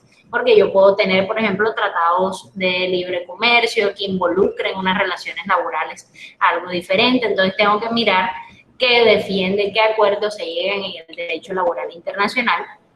Y tenemos el derecho cooperativo y las sociedades mutuales, donde en este caso los trabajadores participan en conseguir o en ejecutar diferentes políticas que mejoren la calidad de vida mediante una asociación, mediante una unión de diferentes sociedades o diferentes entidades en este caso. Entonces aquí tienen la orientación, dicen, bueno, clase invertida, con base a las diferentes ramas del derecho laboral colombiano, por grupos de trabajo deberán explicar cada una de ellas. Incluye en tu clase los aspectos más relevantes de cada rama. O sea, de la rama que le tocó a tu equipo. Recuerda que serás tú el profesor y explicarás el tema. Sé creativo, no olvides emplear material audiovisual y preparar tu clase. Bueno, esta es la bibliografía de los temas que vimos hoy. Entonces les pregunto, chicos, ¿qué dudas tienen de la actividad que deben desarrollar la próxima semana? Profesora, bueno, yo tengo una duda. Una pregunta. ¿Los temas los va a asignar usted o uno los puede escoger o el grupo los puede escoger? Yo lo voy a asignar. Ustedes me deben mandar el nombre del líder del grupo y yo entonces por medio de la monitora, y también se los publico en el EVA, la idea es que sea hoy mismo para que tengan tiempo, les diría, bueno, al grupo de, no sé, del líder tal le tocó este tema, le tocó esta rama de la legislación, para que no tengan conflictos que de pronto dos grupos quieran el mismo tema y así. Profesora, disculpe, ¿de cuánto es los grupos? ¿De cuántos estudiantes? Máximo 5 personas. Ok. Profesor, una pregunta. ¿Estas diapositivas las encontramos en el EVA? Sí, y aquí las tienen, están acá. Clase semana 3, principios y OIT. Ahí las encuentro. Está en esta pestañita que es principios del derecho del trabajo. ¿Qué otras preguntas, chicos? ¿Dudas de pronto de cómo hacer la actividad o del tema que vimos hoy? Todos me pusieron presente en el chat, de pronto los que llegaron al final para el tema de la asistencia. Si alguien no lo ha colocado, me coloca presente, porfa, en el chat. Profe, yo llegué como unos 10 minuticos tarde. Tranquilo, no hay problema, Norbert. Pero sí colocaste presente. Listo, ya. Ok. Profe, ¿puede haber un equipo de 6? No, señor. Creemos entonces 2 de 3. Como dice por ahí 6, van a haber como 3 socios capitalistas y 3 socios intelectuales. 3 que van a trabajar y 3 que van a pagar por el trabajo. No, 6 es mucho para la actividad que vamos a hacer, porque recuerden que estamos interactuando todo el tiempo con los micrófonos. Es más, en el grupo, pues ustedes pueden organizarse y dividir las tareas. De pronto yo me encargo, a mí me va súper bien con las diapositivas y yo digo, bueno chicos, yo creo las diapositivas. Otro se encargó de buscar el material, entonces lo resumió en Word y el otro es el que lo va a pasar. Otro entonces dice, bueno, a mí se me da bien hablar, puedo explicar el tema, entonces yo le explico. Por eso la idea es que sean máximo 4. Y ustedes al momento de presentar, incluso pueden hablar 1 o 2 del grupo. Pero claro, haciéndome la salvedad, profe, el grupo está compuesto por estas 4 personas, fulano investigó, fulano hizo las diapositivas y nosotros 2 vamos a hablar. ¿Ya? Pero entonces, máximo por eso que sean 5 personas. Y aquí no tienen que hablar los 5, sino a lo mejor quiere hablar 1, 2, 3. Pero los 5 ya también de pronto pueden tener interferencia en la comunicación. Y más de 5 se nos hace demasiado grande el grupo. Además, lo iba a colocar de 4, pero como sé que hay unos 30 matriculados, para que nos quede ahí cómodo en caso de que todos los grupos nos salgan de 5. Pregunta, chicos, ¿alguna otra duda? Para ir cerrando entonces. Profe, los temas, disculpe, ¿los temas los vamos a escoger nosotros o usted va a dar los temas? Yo se los voy a asignar. Se los mando con la monitora una vez que ustedes me pasen los nombres de los integrantes de cada grupo y también se los publico en EVA. Hoy mismo les queda el tema ya asignado. Ok, profe, gracias. Bueno, chicos, entonces voy a detener la grabación. Hasta aquí nuestra clase de hoy. Gracias por haber participado.